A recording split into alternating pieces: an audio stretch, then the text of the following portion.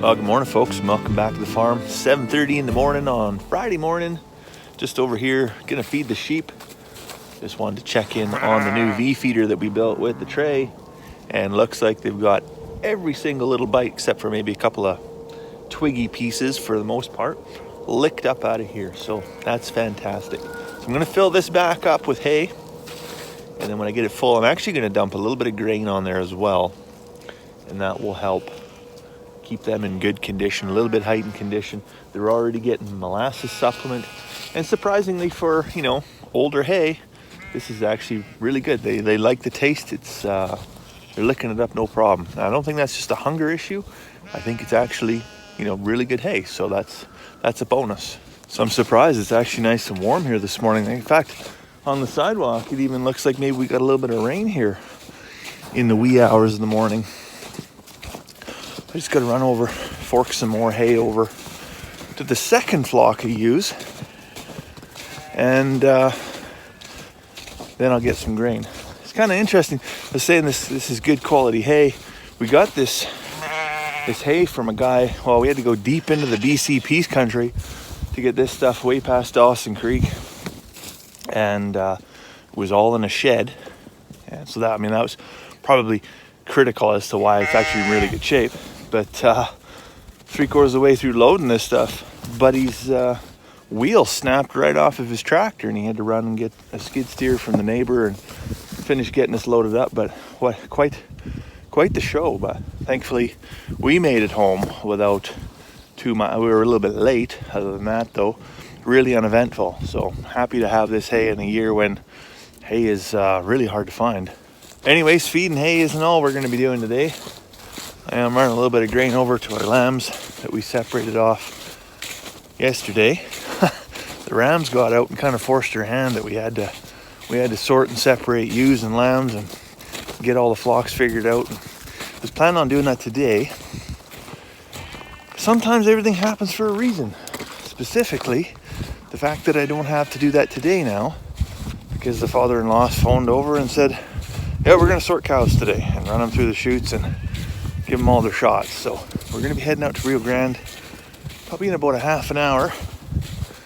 We'll get all that taken care of. I do also have to get my truck hooked onto the flat deck trailer, or the trailer hooked onto the truck, however, because we're going to haul that thing to Rio Grande and get the grapple for the big tractor. So many hummocks in this alleyway. I sure hope I don't twist an ankle off, but come on, ladies.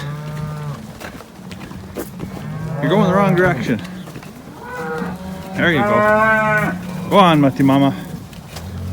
You too. There you go. Good job. Okay, that's enough. Let's go on up. Come on, girls.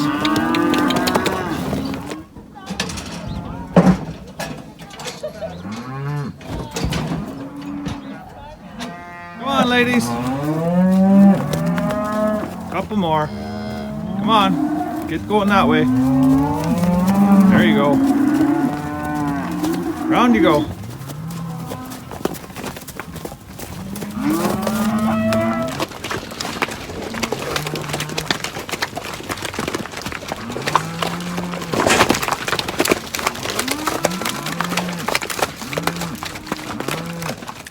Well, we're back from Rio Grande. Had a wonderful day out there. Spent the whole day in the alleyways, as you could probably see.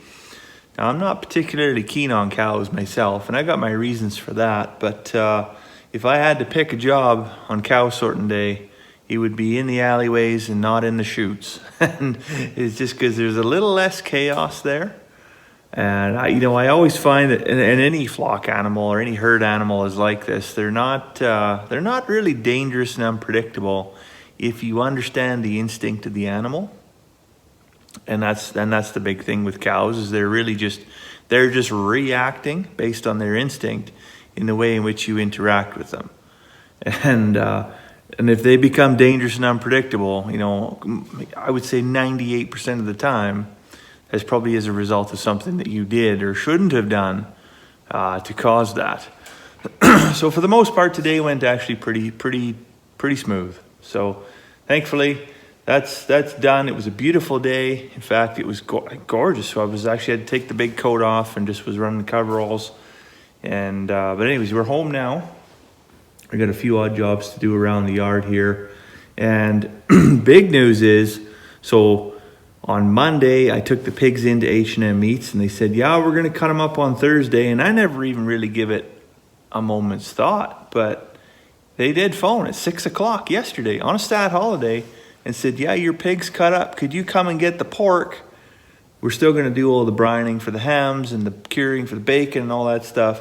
So that portion of the meat's still here at the butcher shop. But if you could come and get your pork, so all the sausages, the pork chops, there's a pile of pork chops. Holy man.